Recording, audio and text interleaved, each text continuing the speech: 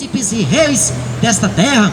Foi Cristo que falou pela boca do seu servo Ananias, quando Deus chamou Elias em um tempo aonde a imoralidade, aonde a idolatria estava contagiada em toda a terra de Israel, aonde a idolatria chegou até no santuário de Deus, aonde a idolatria, a imoralidade, o pecado, as coisas vãs e inúteis chegaram ao conhecimento de Deus. Deus levantou Elias, o tisbita da cidade de Gileade, e ele veio profetizar a casa de Israel, e o profeta Acabe, o rei Acabe, aliás, e ele falou para Acabe: viva o Senhor em cuja presença estou. Elias, quando ele foi pregar para Acabe, ele não estava dentro de um templo, ele estava lá no campo, porque Deus enviou o seu servo, foi para ir nas cidades, foi para ir de encontro ao rei Acabe. E quando ele chegou, ele falou: viva o Senhor dos exércitos, em cuja presença eu estou, que não haverá chuva e nem orvalho dos céus por 3 anos e 6 meses, segundo a minha palavra. É engraçado que a Bíblia não dá genealogia de Elias, mas Elias é uma simbologia da igreja de Cristo, porque a igreja de Cristo, ela veio de repente profetizando o reino de Deus e a salvação. Assim Elias representava na forma da igreja de Deus, que ela tem que profetizar contra o pecado, tem que pregar contra a imoralidade, tem que pregar contra as destruições que estão fazendo dentro do templo, estão fazendo na casa de Deus, casa de comércios, pastores que já venderam a alma para o diabo para se tornarem ricos, pastores que não podem ser denominados como pastores, porque a Bíblia chama pastor aquele que vela pela alma, aquele que zela como aquele que há de dar conta no dia do juízo. Mas mercenários são este o nome que a Bíblia dá para os que estão fraudulando o evangelho, para aqueles que estão enganando o povo meu, diz o Senhor, o povo que eu comprei com meu sangue. Mas esses falsos pastores, falsos mestres, falsos doutores, falsos cristos que introduziram na terra, eles estão corrompendo esta palavra de Deus, tudo a troco de dinheiro, tudo a troco das coisas desta vida. Mas a igreja, ela tem a fisionomia de Elias. Ele pregou contra o pecado, e ele falou para Acabe: você é um grande perturbador de Israel, tu e a tua casa. Ele falou: perturbador é você. E Elias falou que é você e a sua casa que tem provocado a ira de Deus. Acabe, diz a Bíblia, foi o pior rei que governou Israel. Ele fez coisas abomináveis, construiu um bosque e ali fez uma construção de uma imagem ao deus pagão Balaão não é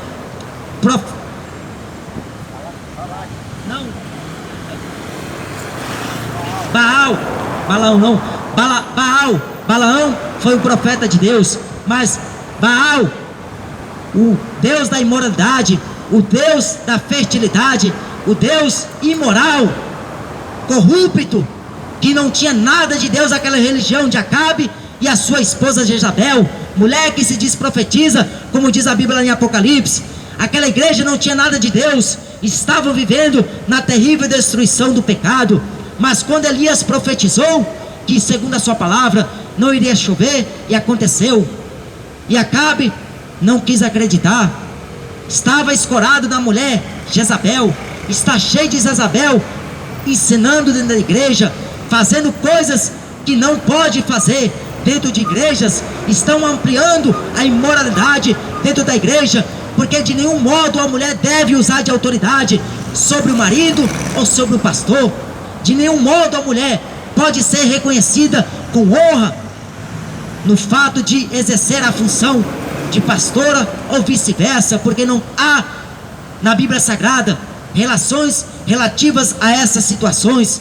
Mas em casos breves que Deus abreviou, que Deus na sua misericórdia levantou mulheres cheias do poder dele para profetizar, para poder falar palavras de salvação também, palavras de repreensão.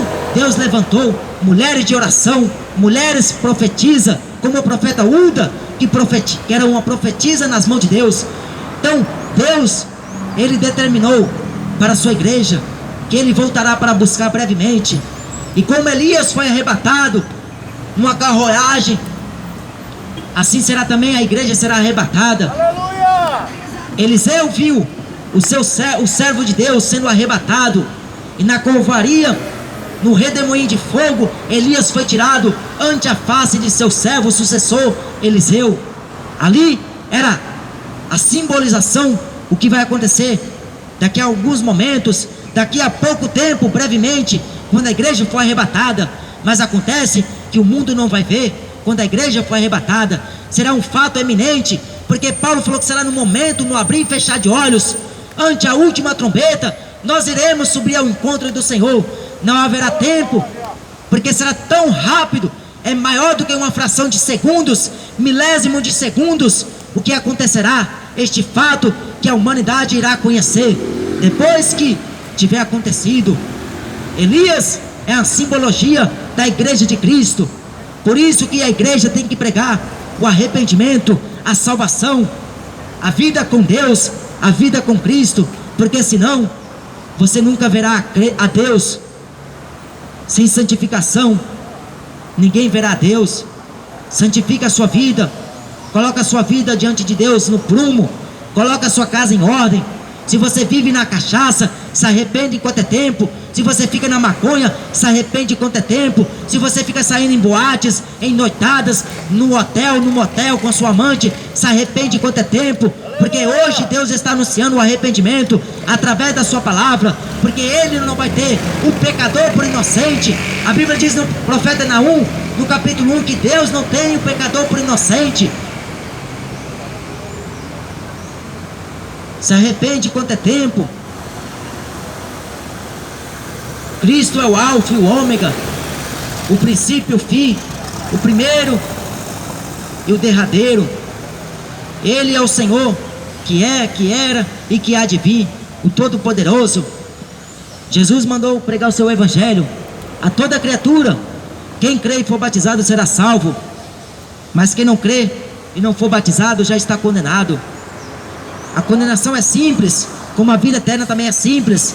A condenação é esta: que não creram no unigênito do Pai, que veio nesta vida, não quis crer no perdão dos seus pecados pelo sangue de Jesus, desprezou o perdão que Deus deu a todo homem quando retribuíra em seu Filho toda injustiça, recaiu sobre ele as maldições de todos os homens. Ele foi pendurado no madeiro, e diz a Bíblia: maldito é todo aquele que é pendurado no madeiro. Cristo se fez maldito para poder nos remir a Deus e nos santificar pelo seu sangue. Que Deus possa ter misericórdia da sua alma. Busca os caminhos do Senhor enquanto é tempo, enquanto você está ouvindo a pregação de arrependimento, porque infelizmente em muitas igrejas, quando você entra para ouvir a pregação do Evangelho, você só escuta bobagem, não fala mais acerca do reino de Deus, porque eles são terrenos. Paulo falou em Colossenses 3, o que nasce em Deus, ele olha para as coisas de cima, porque a sua mente está em Cristo, e tudo que ele fala é segundo Deus, segundo Cristo, o precursor da sua vida, da sua alma. Então ele fala coisas naturais de cima, porque ele conhece o que lhe enviou e o que mandou você fazer. É Deus que conhece. Mas o que é terreno, ele não compreende as coisas do Espírito, porque é carnal, lhe parecem loucuras. Mas o espiritual, ele discerne bem, tanto as espirituais como as carnais, sabe discernir, e de ninguém é discernido. Por isso que é loucura quando vê os crentes pregar em praça, em rua, falar desse grande e poderoso nome. É loucura para os que estão morrendo no pecado, mas para nós que fomos salvos, é o poder de Deus. É o poder de Deus para colocar em retirada as cascatas de demônios, os demônios e o inferno. Até os demônios, eles clamaram para Jesus quando ele aqui estava: não nos manda para o abismo, não nos manda para o inferno. Até os demônios não quis ir para lá. E o homem, passo a passo, está caminhando destino ao inferno. O homem está sendo aliado, cúmplice do pecado que ele pratica, e ele não quer se arrepender. Bem-aventurado é o que se arrepende. A Bíblia diz que Jesus, ele era o que é, que era e que há de vir, o Todo-Poderoso, e ele vai voltar brevemente. Então ouça bem, o que foi falado aqui e coloque em prática. Leia, examine as Escrituras, dobre seus joelhos e peça perdão de seus pecados. Confessa ao Senhor Jesus, com o coração se crê para a justiça de Deus, que Deus ressuscitou Cristo em meus mortos, e com a boca faz confissão para a salvação. Que Deus te abençoe em Cristo Jesus.